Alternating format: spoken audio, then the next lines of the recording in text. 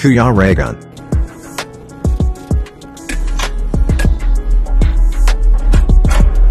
Ayan, welcome back po sa aking YouTube channel sa Kuya Regan Vlog. And ayan, yung araw na to is nandito po kami sa aming lilipatan mga kalingap. And update natin kung ano na yung nagawa or kung kailan na tayo pwedeng lumipat dito mga kalingap. Kasi rinarush ko po sana ito mga kalingap. Rinarush po sana natin kasi bago man lang mag birthday si Rachel, no, ay makalipat na sana kami dito or makuha na namin ito para kahit paano pwede pong makatulog dito yung mga ano natin, mga bisita mga kalingap. Kasi malaki to eh, kahit paano malaking bagay na makalipat tayo dito. Kaso mga kalingap, ang problema dito, wala pang kuryente. Wala pa rin kuryente. And hindi pa po natatapos yung kisame. Ayan. Sa ngayon po ay inaayos pa rin ito mga kalingap. Ayan, no? So, ito wala pang kisame. Ayan. Wala pang kisame. Po. Wala pang kisame. And wala pa rin pinto. Wala pang pinto. And yung lababo, wala pa pong tiles. So, hindi pa pwedeng lipatan. Wala pang takip dito. Yan. At yung pinto, hindi pa pwedeng pagkatiwalaan kasi wala pa nga yung lock. Siguro sira ito. Yan. So, bale, yung naayos pa lang po. Kahit dito, wala pa po siyang kisame. Wala pang kisame. Ayan. Dito po, inaayos pa rin. Bakit mag-isa ka lang? Hindi ba pwedeng may kasama ka dito? Meron po mamaya po. Para mas mabilis matrabaho. May kasama na po dito mamaya. Ayan.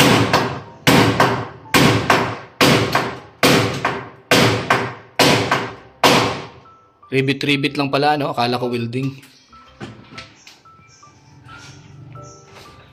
Simula kanina, ikaw lang yung nagtatrabaho dito? Opo. Grabe. Bakit? Asan yung ano mo? Wala po, hindi pa naman po malalagyan to eh. Kaya naman po mag-isang magganto lang. Pero pag ma-plywood na po, may kasama na. Para sana dun sa kabila na yung isa pa. Mamaya po, habang nagkagabit dito, nag-ano po sa kabila. Matatapos kaya ito? Ano po, baka mamaya, ito lang po. Ito lang. Yung kabila, hindi pa? Tapos na naman po yun. Grabe. Tagal-tagal pa nga ano. Mga 4 na araw po, 3 yan. Bago matapos yung doon sa dulo? Ano po yung 3 yan, 3. Tapos yung doon? Ito po, ito po. Oo, yung kalakihan na yan. Dyan sa Sama na po yan, baka 4 na araw o mga 5. Grabe. Siguro katapusan na, no? Opo. Wala ito. Hindi ito kakayanin na matapos ngayong week. Hindi pa makakalipat kasi wala pang ang kuryente, walang tubig. Dapat po meron pa dito kuryente. Ilang araw nyo tinrabaho ito? Yung dito sa kabila? Hindi po, hindi naman po kami na ganyan. Iba ka na naman nagtrabaho ngayon?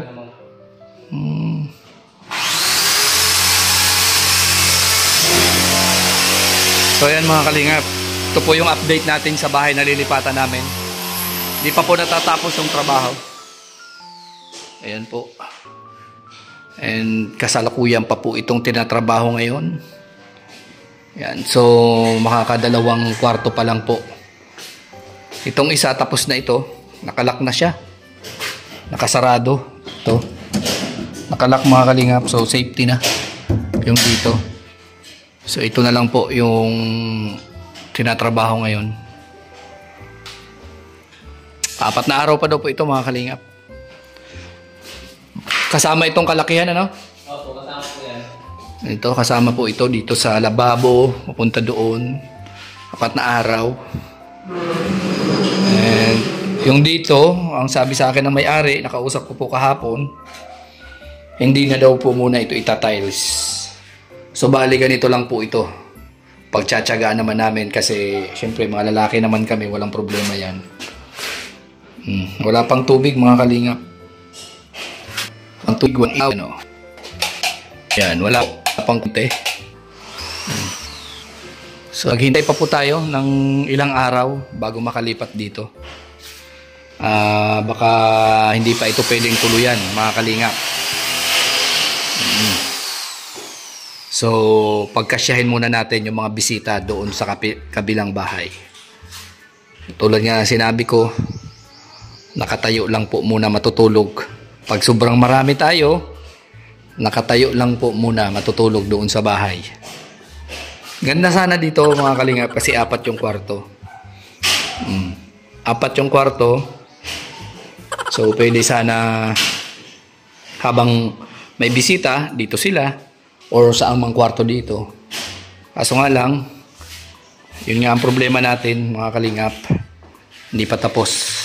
So pagtiyagaan na lang po muna doon sa bahay. Yan. Kahit nga yung bakod nito, ayusin pa yata.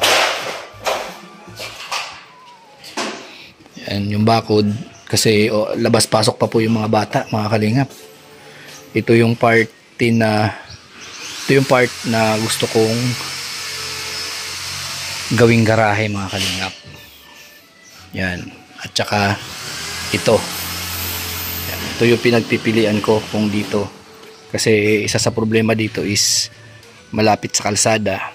Baka mamaya mga bata naglalaro, magbatuhan, tamaan yung sasakyan natin. So dalawa po yung sasakyan natin, kaya yung isa dito at ang isa doon. Depende po pagka nalinis na ito. Kasi baka mamaya maputik. Pag tag-ulan, maputik dito, mahirapan yung sasakyan. Ganon mga kalingap. And pagdating naman dito, ayan, baka iniisip ko nga para mas madali, siguro kami na lang yung magpintura, tulong-tulong. Madali lang naman ito pinturahan Yan, tulong-tulong na lang. Depende sa mapag-usapan po sa may-ari. Yan.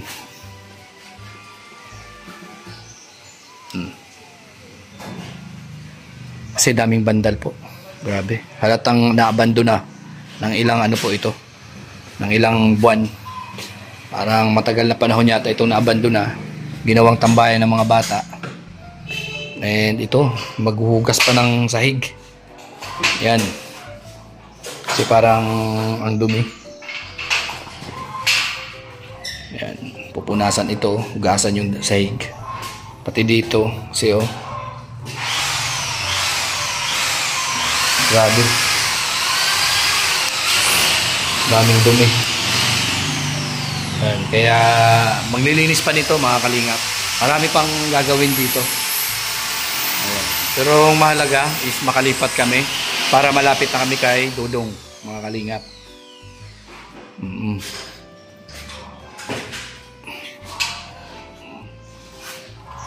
Yan, tuloy-tuloy po yung trabaho niya ng kisame. Importante yung kisame mga kalingap kasi mainit ngayon. Panahon ngayon ay sobrang init. Hindi natin kakayanin kung wala yung kisame. Yan. Buti ito si Kuya, ang tibay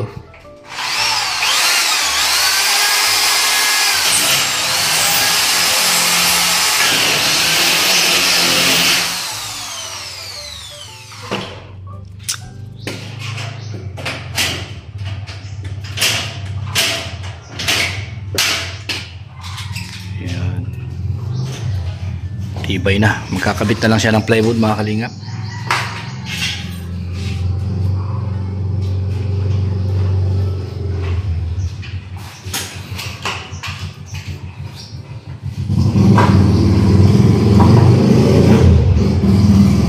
Magkano yung araw mo sa pagtrabaho mo nito? Pakyaw po ito. Pakyaw? Bawat kwarto? Hindi po, bawat isang plywood. Magkano isang plywood? 500 po. Makakabit mo ngayon ilang plywood dyan? Dito po, 2. Baka doon po mamaya. 2 rin po. Pakyawan pala ito mga kalingap, 500 isa. So kung isang araw makakagawa ka, 2 plywood bawat kwarto, so 1,000 pesos. Ayan, so kailangan mabilisan yung trabaho para makarami. No, kuya? Kaya bilis-bilisan mo na. para makarami. At para makalipat na din kami. Ayan. So, Muna na po, bracket muna na po. Doon na po ako sa kabila. Bracket na lang. Bale, unahin mo muna yung mga ganyan. At madali man na po magkabit. Unahin mo lang muna yung mga frame. Yung pagkakabitan ng plywood muna. Opo. Para mamaya, sunod-sunod na. Plywood na lahat. Direct na po yan. So, ayun pala yung labanan dito mga kalingap. Kailangan makarami ka ng plywood. Para dun babasihan kung magkano yung kikitain mo buong maghapon.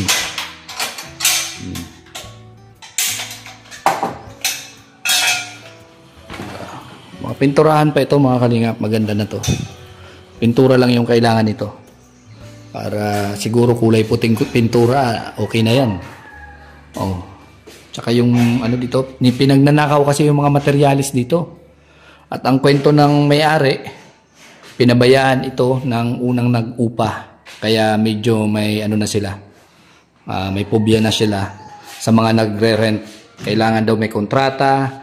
Kasi yung nakaraan dito mga kalingap, yung mga nakaraan po na nag-rent dito, mga kalingap, is bukod sa hindi na daw nagbayad ng renta, pati kuryente hindi na rin binayaran, pati tubig hindi rin binayaran mga kalingap.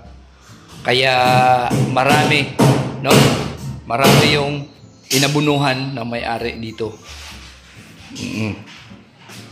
Yung kuryente daw, halos 6 na buwan po yata, kalingap.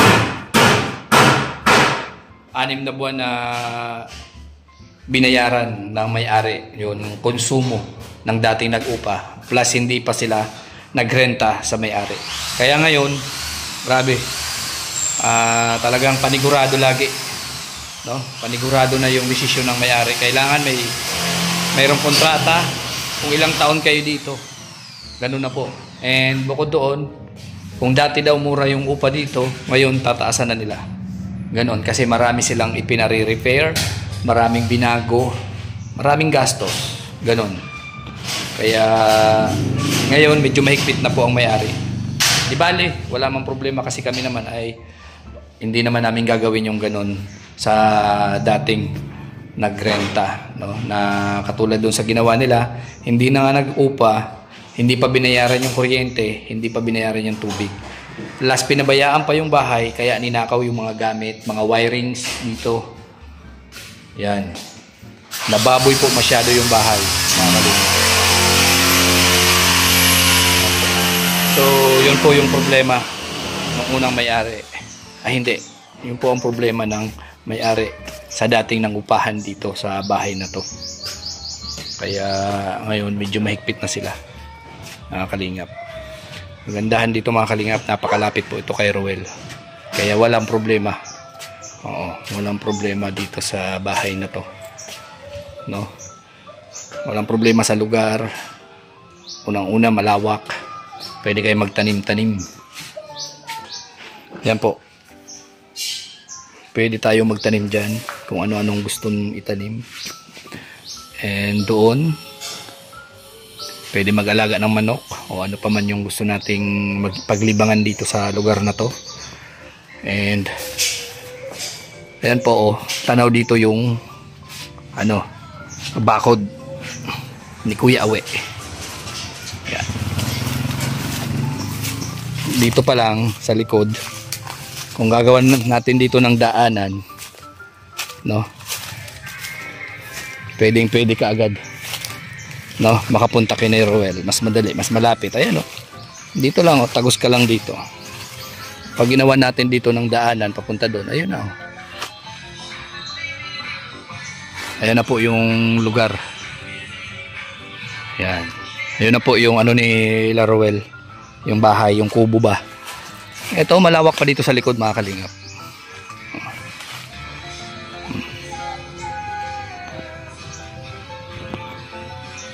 Yan, malawak pa po dito.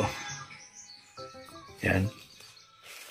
So maganda po yung ano, yung lugar kasi malawak. Pwedeng magtanim-tanim, pwede mag-alaga ng hayop. Yan. Kaso nga lang, syempre, kailangan lang dito, i-grass cutter ito or linisan. Kasi baka mamaya may mahas. Kasi abandonado na yung lugar. Matagal na ito. Yan.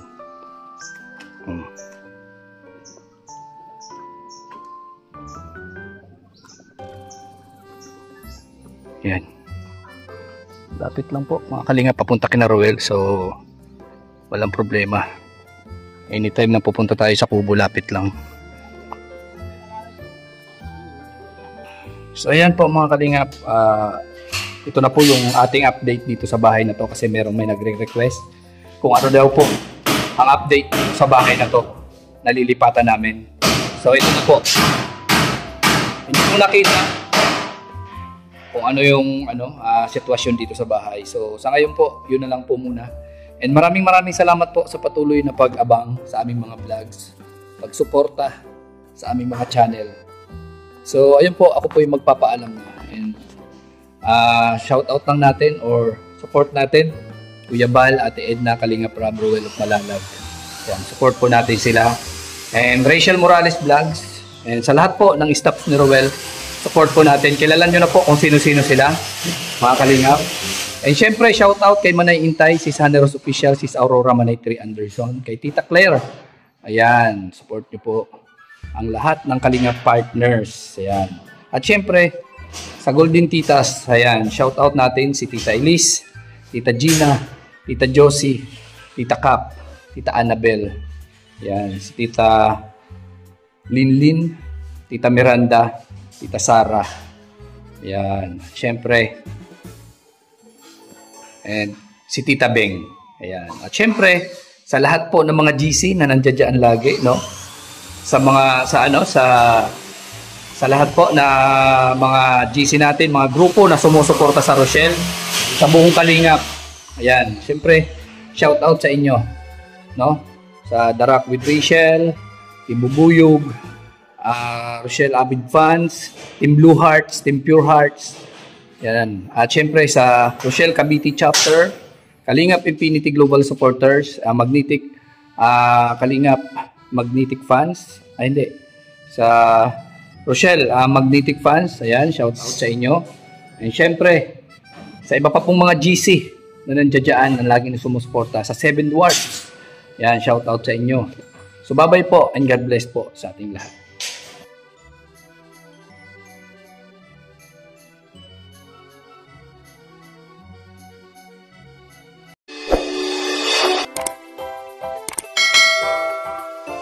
Kaibigan at kasama nyo, Kuya Regan Vlog. Matulungin at mabuti sa kapwa, matanda man o mga bata. Sa adventure ay isasama ka, kabutihan lagi ang dala. Saan man magpunta, Kuya Regan.